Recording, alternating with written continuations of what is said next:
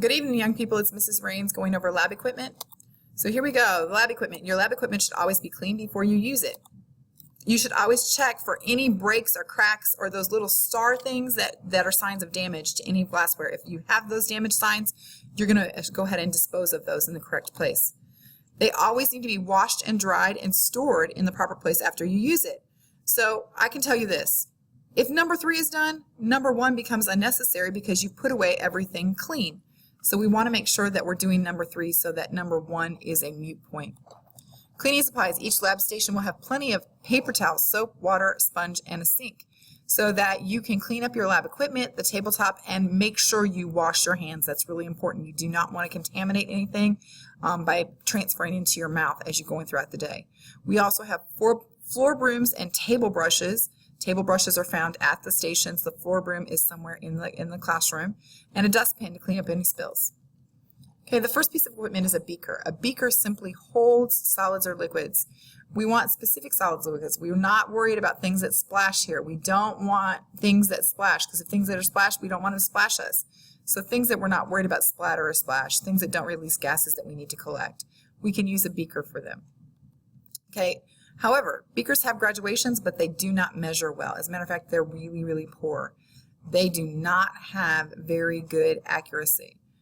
The total size is denoted over on the side as its total capacity, but you'll notice that the mark on the graduation only goes to part of that. It never goes to the total mass or to the total size. We have 7 sizes of beakers in our lab stations: 50, 100, 150, 250, 400, 600, and 1,000 as well, that we will use a little bit. Beaker tongs. Beaker tongs are exactly what they are for. They are to be able to hold beakers, even if they're warm. We don't want them to be super hot. We don't want them to melt the plastic cover on the outside of them. The plastic cover is meant to really give us a good grip on that glass beaker, just in case it might be wet. Sorry, I'm in the way. Okay, so you don't want to put these in the flame because it will burn the rubber, and that will not be okay. An Erlenmeyer Flask. An Erlenmeyer Flask is a flask that's shaped like a cone, and then it has a long, narrow neck.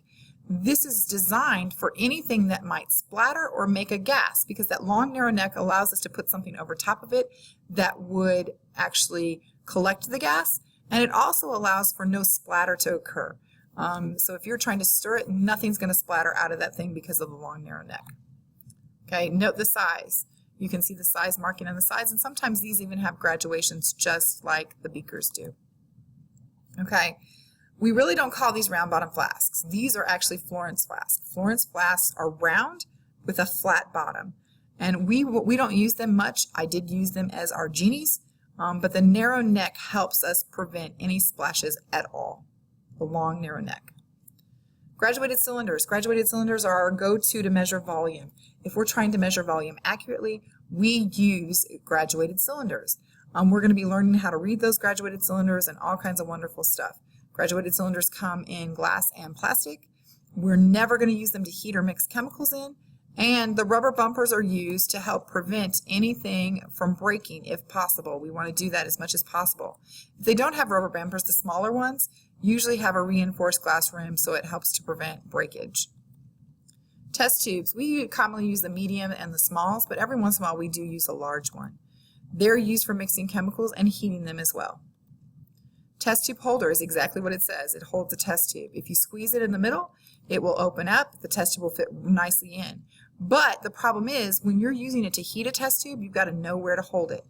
So holding it at the end, right here at the very end, will keep your hand far away from the flame and prevent you from squeezing it to drop the test tube.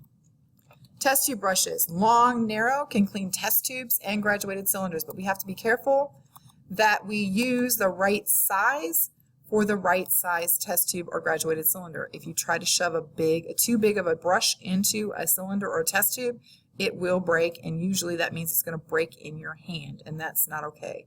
Also, let test tubes air dry so that you don't force paper towel down in them and possibly break them as well. There's a test tube rack. Now, test tube racks are for holding and drying and organizing test tubes so that they're standing up. Imagine, a test tube has a round bottom. You can't stand it up and let it stand. So if you put it in a test tube rack, it has the support it needs. Also, you can place test tubes upside down on the pegs here for drying. Stoppers. Stoppers are used to close test tubes and flasks to avoid any spills, especially if you have to swirl or you have to shake or mix. You want to use a stopper, but if you're heating, you never want to leave that stopper on. It can cause a problem and cause something to explode because of pressure buildup, and then somebody's eye can get hurt because you've got a stopper running around all over the place. Okay, spot plates. I also call them well plates. It's like having a lot of test tubes all in one space, but you're using small amounts of chemicals so you don't have a lot of waste. So that's the reason why we use the spot plates, when we want to use a little amount of chemical because we have some chemicals that could potentially be dangerous. Watch glass is exactly what it's called. It's a glass for watching. You're going to cover some things with it. You might put a solid on top of it and hold it in there, or you might cover an evaporating dish or a beaker and use that to collect anything that might splatter up as you're heating it. All of those are good things to use a watch glass for. Okay, they're not heat resistant, so if you heat them, they may break. Okay, stirring rods. Your stirring rod here comes with a rubber policeman. That's this rubber end right here with this triangular or this slanted side. You're supposed to use it to stir manually. It can also help you in pouring liquids. If you're trying to decant, you actually use the stirring rod to help hold it and help the liquid travel down the stirring rod instead of splashing everywhere. You can also transfer single drops with these. The rubber policeman can be used to remove a precipitate, and stirring could help prevent scratching depending on your glassware. Usually, though, it's unnecessary to stir with that end. Pipettes. We usually use the pipettes in the upper left-hand corner the most in this class, but we do have transfer pipettes like the one with the blue bulb right there in the center of the screen. It's used to transfer small volumes of liquid. The upper left-hand pipettes are usually 1 drop at a time. The one in the center is usually an exact volume, and they're very accurate in their volume measurements. They're made to do that. So the top of this is called a rubber bulb. It's used to help suck up the liquid. You never put your mouth on a pipette. It is not a straw. You always use a pipette bulb. A funnel, obviously, you know what a funnel for. If we're transferring a liquid from one place to another and we don't want to lose it, we can use a funnel. Or if we're trying to get a solid out of solution, we can use a funnel with filter paper in it. Okay, some are plastic, some are glass. We have varying ones in the lab.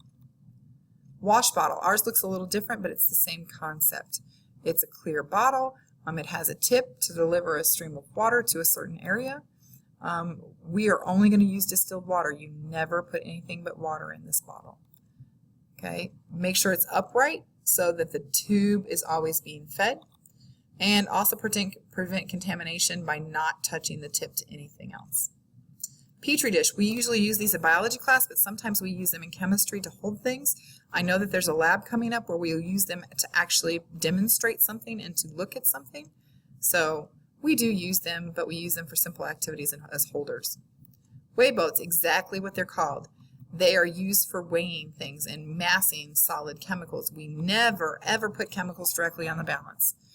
We don't want to leave it contaminated. We don't want that metal tray to get icky. We want everything good. You could also use paper. We do not. We use the weigh boats. We use the ones on the left-hand side there. We have several of those. Okay, electronic balance. This isn't a balance. This is like one of the balances we have in our lab. They're always going to be located at your table. You always want to try to use the same balance each time you do an experiment, or during that experiment. You can use a different one for the next experiment. For this experiment, you need to use the same one. They're very accurate, they're very dependable, and pretty rugged. However, you still can't put your hand down the center and press on it because it will break and you will be paying about $450 to replace that. The digital display makes reading very easily. You can see 26.65, very nice number. You also need to be aware that over on the right-hand side of that number in the upper right-hand corner, you see a G. You need to make sure you're always in grams. This is the on-off button, and this is the tare button. The on-off button actually does what it says. It turns the thing on and off. The tare button puts it at 0. Even if there's something on top of it, it will zero it out and not include that mass. Now, if you took it off, you'll see negative of that mass because you zeroed it with something on top of it. So you're going to place items here to measure, and you're going to go from there. Scupulas, we have scupulas. Spatulas could also be used. We don't have any, so we'll be worried more about the one on the left, and we're just scooping solids from the containers to transfer them. We never transfer anything with our bare hands. We don't put it in our hands and transfer it like that. We always use a scoop. We're going to assume everything is dangerous. Thermometer, it measures temperature. Temperature is the average amount of kinetic energy an object has. We use different units than you're used to. We use Celsius and Kelvin, not Fahrenheit. Scientists use Celsius and Kelvin.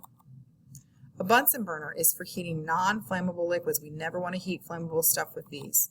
We have the Trill type burners in our classroom that look very similar to this. Not exactly, but very similar. Hot plates will be used to heat anything that's flammable gently to prevent any problems though. So in order to get the best flame, you have to adjust things. We're going to be learning about using Bunsen burner toward the end of this week, and so you have to make sure that you're doing the best you can with that, and you're going to have to make adjustments every time, and you'll be practicing. Okay, strikers and lighters. The striker is the one at the top. It has a flint in it, and as you pull it across, it makes sparks, and those sparks will eventually light gas.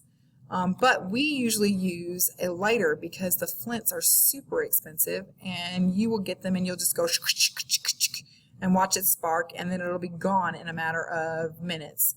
One time I had to replace 5 in a day from one thing because people kept doing that. So we use lighters instead because they're easier, they're more economical for us. We'll also be learning how to light a burner using a lighter instead of a striker. Mortar and pestle is exactly what it's for. It's for grinding. We're going to grind things into powder so that they can react more easily. Evaporating dish, exactly. Evaporating things. We're going to have liquids in there, maybe with some solids mixed in, and we want to evaporate all of the liquid off so that we're left with solids or the elements so that we know we have done the experiment and we know what was happening. Okay, they're made of porcelain so they can achieve high temperatures, but you still want to handle them with care because they're pretty delicate. Okay, crucibles. Crucibles are used for heating solids at very high temperatures because they are made also of porcelain. They can withstand those high temperatures. The lid is yet meant to keep anything that's smoking in or maybe let some liquid out so that we get the driest possible product that we can get. Clay triangles. Clay triangles are exactly what they're said. They're triangles. They have actually porcelain clay around them to help protect the metal when it's being heated. We can heat to very high temperatures. We could also use it to support a funnel because it's a perfect shape to do that. Crucible tongs. Crucible tongs are not easy to use. As a matter of fact, you have to learn how to use these and get used to them before you can actually use them. So just make sure you're thinking about that you just can't pick them up and use them. But we do not use them for beakers at all, ever. Ring stands. Ring stands use lots of things. Ring stands are a support piece of equipment. We can also use them and the insulated pad on the bottom to hold hot things, but our tables are really meant to do that as well. We have some that are very heavy. The ring clamp. The ring clamp goes with the ring stand, and it provides a platform for a wire gauze and other things to be put it on when we're heating things up. So you could hold a clay triangle in a funnel. There are lots of ways to use a ring stand. Wire gauze. Wire gauze sits on the ring clamp to provide a platform to stand beakers or Erlenmeyer Flasks or Florence Flasks so that they don't fall off into oblivion. Okay, the white material used to be asbestos, but currently it's ceramic, just like the stuff that the evaporating dish and the crucible are made from. Goggles. Goggles are really important because you always want to wear protective equipment. Without goggles, it would not be okay. We don't have the aprons, but we definitely have goggles, so that's the PPE that you will be wearing.